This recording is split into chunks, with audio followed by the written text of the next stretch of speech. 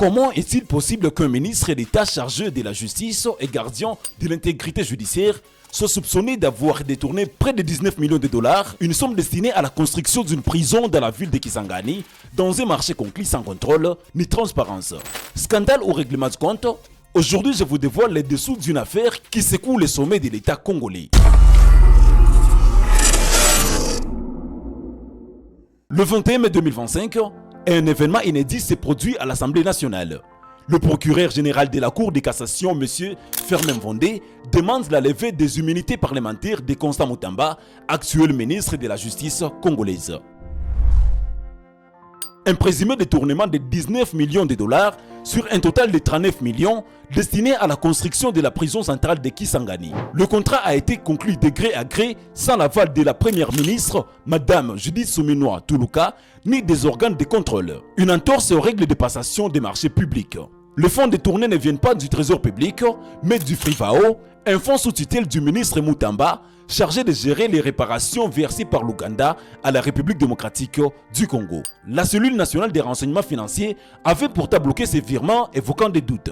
Malgré cela, 19 millions ont été transférés dans une société sans contrôle clair. Certains voient dans cette affaire une riposte du procureur Firmin Vondé.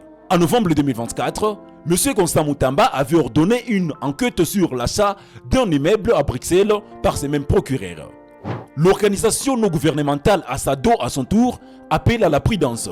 Entre vrai détournement et instrumentalisation politique, la justice doit trancher sans acharnement ni impunité. Le réquisitoire a été lu publiquement en plénière par Jacques Joly, rapporteur de l'Assemblée. Un virement de l'ordre de 19 900 000 dollars américains y a été effectué sur ordre du ministre d'État, ministre de la Justice et garde de Sceaux préqualifié au titre de lancement de travaux de construction du établissement pénitentiaire. Une commission spéciale a été mise en place pour auditionner les procureurs et les ministres. Le président de l'Assemblée nationale, M. Vital Kamerhe Rwakaningini, affirme que la Chambre ne fera pas obstacle à la justice. Détournement, instrumentalisation, tension politique, ces dossiers révèlent bien plus qu'un simple scandale financier. Ils questionnent l'éthique de nos institutions et la sincérité de notre lutte contre la corruption.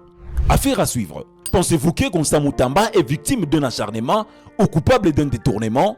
Dites-le moi en commentaire et abonnez-vous pour d'autres analyses d'actualité. Messieurs, dames, merci de nous avoir suivis et surtout, restez informés.